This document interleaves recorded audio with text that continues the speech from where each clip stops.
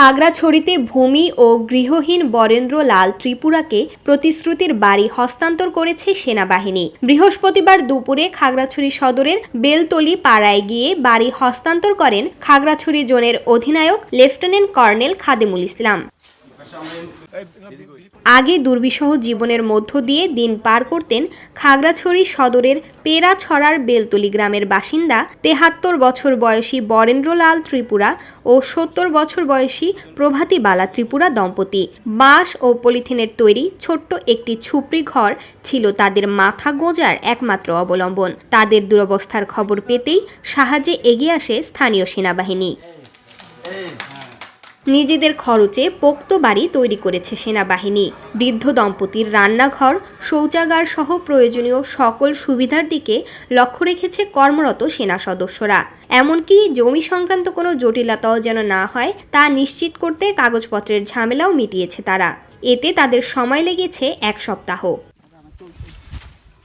সেনাবাহিনীর সূত্র জানায়, গত ২৭ জানুয়ারি হতদরিদ্র বরেন্দ্রলাল ত্রিপুরার মানবেতর জীবনযাপনের কথা শোনেন খাগড়াছড়ি রিজিয়নের কমান্ডার ব্রিগেডিয়ার জেনারেল শরীফ মোহাম্মদ আমান হোসেন। তাৎক্ষণিক তার পাশে দাঁড়ায় খাগড়াছড়ি রিজিয়ন। প্রতিশ্রুতি দেন বাড়ি করে দেওয়ার।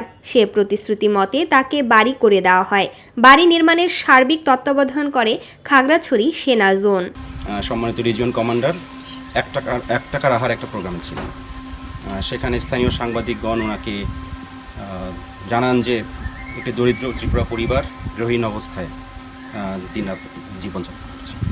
তৎক্ষণাৎ উনি সেখান থেকে আমি সহ এই লোকেশনে আসি এবং স্যার নিজে সরজমিনে এই বাড়িটি দেখার পরে আশ্বাস প্রদান করেন যে আমরা এখানে একটি গৃহ নির্মাণ করে দিব। তো এটার আমরা পরের দিনই কাজ শুরু করি, কিন্তু ১ সপ্তাহ আমাদের সময় লেগেছে এই জমির মালিকানা ওনাদের নামে করে দিতে, কারণ এই জমিটার মালিক ওনারা ছিলেন না।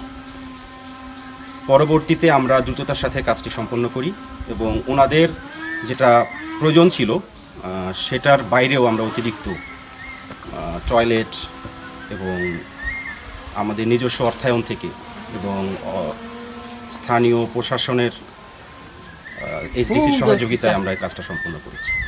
বাড়ি হস্তান্তর করার সময় সার্বিক বিষয়ে নজরে রাখেন লেফটেন্যান্ট কর্নেল খাদেমুল ইসলাম। ভবিষ্যতেও পার্বত্য চট্টগ্রামে শান্তি শৃঙ্খলা বজায় রাখার পাশাপাশি আর্ত মানবতার সেবায় সেনাবাহিনী পাশে থাকবে বলে জানানো হয়।